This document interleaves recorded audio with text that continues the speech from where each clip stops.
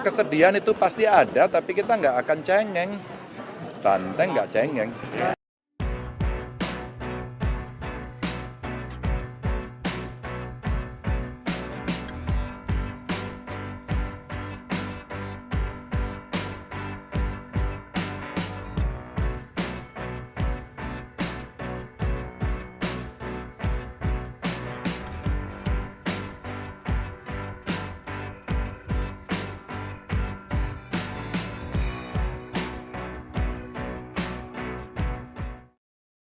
Pak, katanya PDIP lagi sedih nih Pak karena memberikan privilege kepada Jokowi namun ditinggalkan.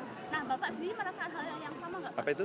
Soal Hasto bilang PDIP itu sedih karena sudah memberikan privilege ke Jokowi dan akhirnya ditinggalkan gitu. Maka Bapak merasakan hal yang sama? Kesedihan itu pasti ada, tapi kita nggak akan cengeng.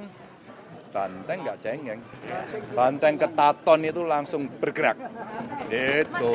Jadi kita tidak dalam romantisme kesedihan, tapi kita harus berjuang.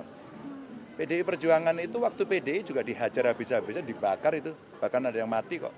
Jangan lupa dengan kuda tuli loh ya. Dan kita coba fight terus. Kita nggak cengeng dengan segala yang terjadi. Dan sampai detik ini, saya tetap menghormati Pak Jokowi, saya menghormati Mas Gibran sebagai sebuah pilihan-pilihan.